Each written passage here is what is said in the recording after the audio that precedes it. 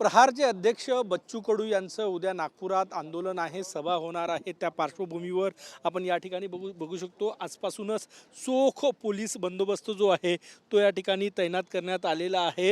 हे दृश्य आपण बघू शकतो ज्या परिसरामध्ये वर्धा महामार्गावर ही सभा होती आहे। नागपूरपासून जवळपास 15 किलोमीटर अंतरावर ही सभा होणार आहे आणि आजपासूनच या ठिकाणी पोलीस फोर्स जी आहे ती तैनात झालेली आहे। जवळपास 500 ते 600 पोलीस जे आहे ते या संपूर्ण परिसरामध्ये आजपासूनच तैनात करण्यात आलेले आहे। हे दृश्य आपण बघू शकतो। याच परिसरामध्ये उद्या बच्चू कडू यांची सभा आहे। शेतकरी कर्जमाफी, दिव्यांगांना मानधन वाढ आणि इतर मागण्यांसाठी ही सभा होत आहे आणि त्यासाठी आपण या पोलिसांच्या गाड्या या ठिकाणी बघा की मोठ्या प्रमाणात तयारी जी आहे ती या ठिकाणी पोलिसांकडनं करण्यात आलेली आहे।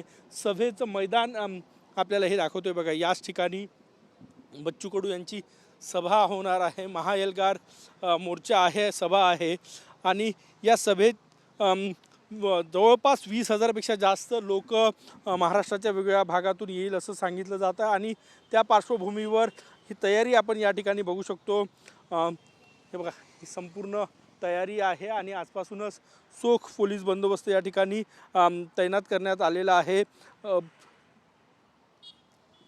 शेतमालाचे भाव वाढ आणि सर्वात महत्त्वाचं म्हणजे शेतकऱ्यांची कर्जमाफी व्हावी या प्रमुख मागणीसाठी बच्चू कडू यांचं हे आंदोलन या ठिकाणी आहे।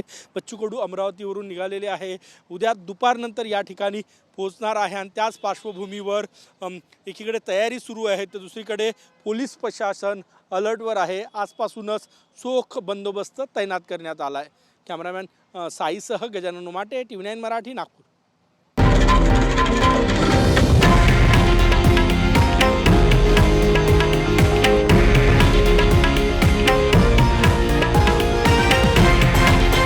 हे आहे देशातील नंबर 1 न्यूज नेटवर्क आणि आपण पाहत आहात TV9 मराठी, एकमेव।